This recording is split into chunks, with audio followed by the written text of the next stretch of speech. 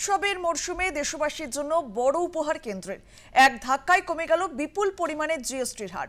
এর ফলে দাম কমতে পারে প্রায় 170 থেকে 180টি প্রয়োজনীয় দ্রব্যে। বদলে গেল জিএসটির কাঠামো। এবার থেকে আর থাকছে না 12% এবং 28% জিএসটি স্ল্যাব। এবার থেকে কেবল থাকছে 5% এবং 18% স্ল্যাব। চলতি মাসের সেপ্টেম্বরের 22 তারিখ থেকে কার্যকর হবে এই নতুন কর কাঠামো। জিএসটি কাউন্সিলের বৈঠকের পরেই এমনটাই ঘোষণা করলেন কেন্দ্রীয় অর্থমন্ত্রী নির্মলা সীতারামন। জিএসটি শূন্য হতে চলেছে স্বাস্থ্য ও জীবন বীমায়।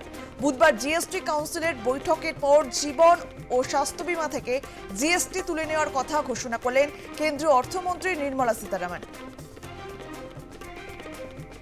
বদলে গেল দেশে জিএসটি কাঠামো। এবার থেকে আর থাকছে না 12 এবং 28% জিএসটি স্ল্যাব।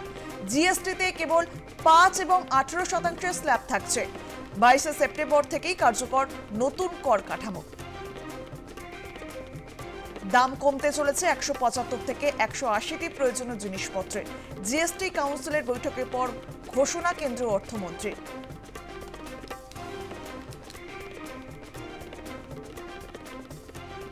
উৎসবের মরশুমে দেশবাসীর জন্য বড় উপহার প্রধানমন্ত্রী নরেন্দ্র মোদীর। স্বাধীনতা দিবসে লালকেল্লা থেকে ভাষণ দিতে গিয়ে বলেছিলেন জিএসটিতে সংস্কারের কথা। প্রতিশ্রুতি দিয়েছিলেন দীপাবলিতে এই জিএসটি সংস্কার সাধারণ মানুষের জন্য বড় উপহার হতে চলেছে। সেই প্রতিশ্রুতি মতোই ঘোষণা। তুলে দেওয়া হলো জিএসটির দুটি স্ল্যাব। 28% ও 12% জিএসটি তুলে নেওয়া হলো। বুধবার সেপ্টেম্বরেই অর্থমন্ত্রী নির্মলা সীতারামন এই ঘোষণা করলেন। প্রধানমন্ত্রী নরেন্দ্র মোদীও এই সিদ্ধান্তকে স্বাগত জানিয়েছেন। জিএসটি কাউন্সিলের তরফে জিএসটি স্ল্যাব পরিবর্তনের ঘোষণা করতেই এক্স হ্যান্ডেলে দীর্ঘ পোস্ট করেন প্রধানমন্ত্রী নরেন্দ্র মোদী। তিনি লেখেন, স্বাধীনতা দিবসের ভাষণে আমি বলেছিলাম যে আমাদের লক্ষ্য হলো জিএসটিতে পরবর্তী প্রজন্ম পরিবর্তন আনা।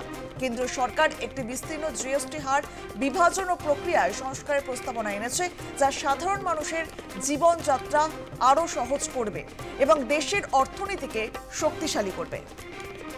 স্বাধীনতা দিবসের ভাষণে জিএসটিতে পরবর্তী প্রজন্মের সংস্কারের কথা দিয়েছিলাম, কথা দিয়ে কথা রেখেছি।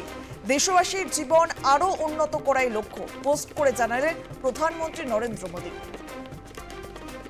2024 সালের কেন্দ্রীয় অর্থমন্ত্রীকে লেখা মুখ্যমন্ত্রীর চিঠি পোস্ট করে কেন্দ্রকে কটাক্ষ তৃণমূলের। জীবন বীমায় কর মকুব নিয়ে আগে সরব হয়েছেন মুখ্যমন্ত্রী। এই জয় শুধু আমাদের নয়, জনসাধারণের জয়, পোস্ট করে দাবি তৃণমূলের।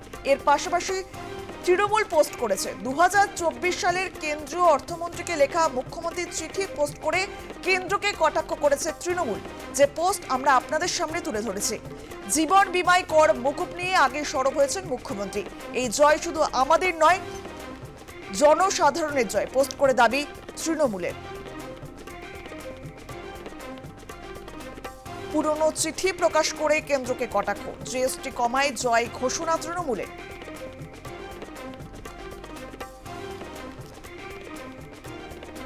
কেন্দ্রীয় অর্থমন্ত্রী নির্মলা সীতারামনের নেতৃত্বে জিএসটি কাউন্সিলের বৈঠকের পরই ঠিক হয়েছে আগামী 22 সেপ্টেম্বর থেকে একাধিক পণ্যে কমবে জিএসটি। এর মধ্যে যেমন রয়েছে চাষের জিনিস, তেমনই জিএসটি শূন্য হবে হেলথ ও লাইফ ইন্স্যুরেন্সেও। এছাড়াও একাধিক নিত্য প্রয়োজনীয় পণ্যে কমে গিয়েছে গুডস অ্যান্ড সার্ভিস ট্যাক্স।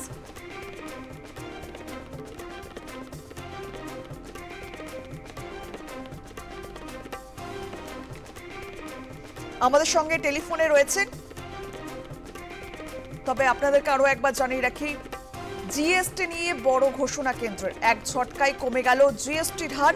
দাম কমতে চলেছে 175 থেকে 180টি প্রয়োজনীয় জিনিসপত্রের।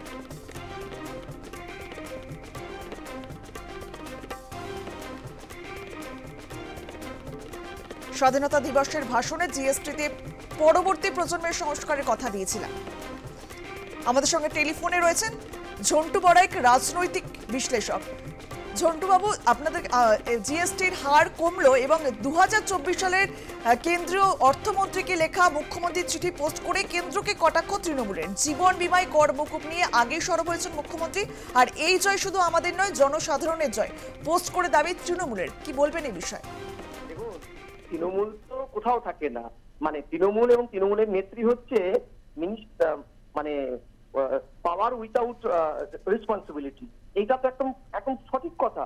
চুরি হলে তা 294টায় তিনি মুখ, কিন্তু চুরি হলে পরে তার দায় নেই। আজকে চিঠি উনি কেন, সারা ভারতবর্ষের বিভিন্ন বিরোধী রাজনৈতিক দল, আঞ্চলিক দল এই ধরনের তো বারবার করেছে। ইভেন বিজেপি ক্ষমতায় থাকাকালীনও একাধিকবার আমি চ্যানেলগুলোতে প্রোগ্রাম করেছি, তারা পর্যালোচনা করছেন।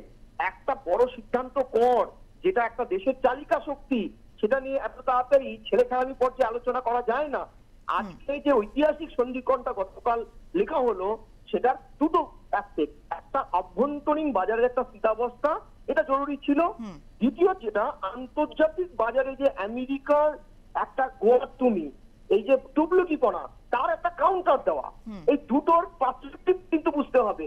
মমতা ব্যানার্জি যখন এটা বলছেন, এই কথাটা মাথায় রাখা দরকার। তিনি কি ট্রাম্প কি তাকে এই কথাটা বলে দিয়েছিল ফোনে যে আমরা এরকম করবো, আপনি চিঠি দিন। আন্তর্জাতিক এবং জাতীয় বাজারে সাযুজ্য রেখে ভারতীয় পণ্যকে যাতে সর্বজন স্বীকৃত করা যায়, তাই এটা সিদ্ধান্ত। আজকে আপনি বলুন, মমতা ব্যানার্জি এত বড় বড় কথা বলছে, তার দল পোস্ট করছে।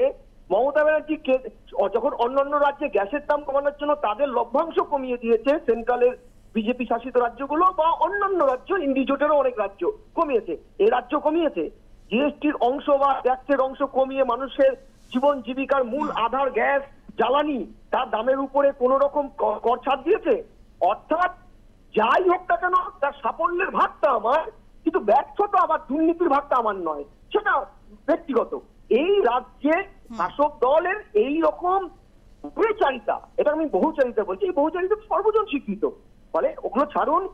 আজকে 65টা ছিল জাতীয় এবং আন্তর্জাতিক উভয়, বিশেষ করে আন্তর্জাতিক সংকটের সময় ভারতের একটা মডিফাইড ট্যাক্স নীতি, যেটা অত সহজ বিষয় নয় আলোচনায়। কংগ্রেসের সময় দিনের পর দিন বস্তা পচা সেই ট্যাক্স নীতিটা চলেছে, কোনোদিন সেটা আমূল পরিবর্তন কর্ণপাত করেনি।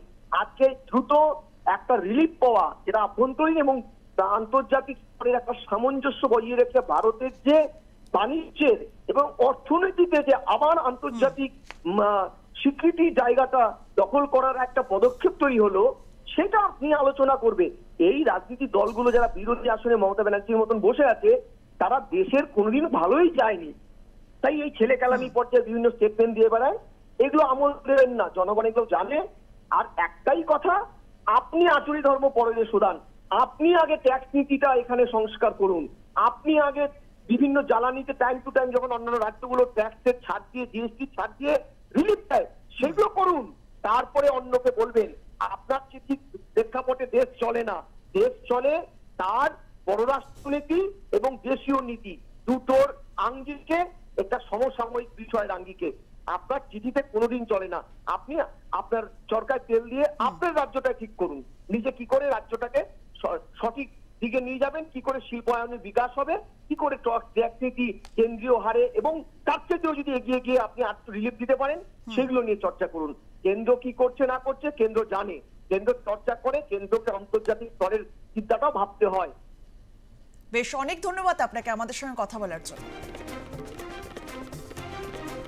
জিএসটি নিয়ে বড় ঘোষণা কেন্দ্রের, এক ঝটকায় কমে গেল জিএসটির হার। দাম কমতে চলেছে 175 থেকে 180টি প্রয়োজনীয় জিনিসপত্র। জিএসটি কাউন্সিলের বৈঠকের পর ঘোষণা কেন্দ্রীয় অর্থমন্ত্রী, আজও কিন্তু সেই বৈঠক রয়েছে।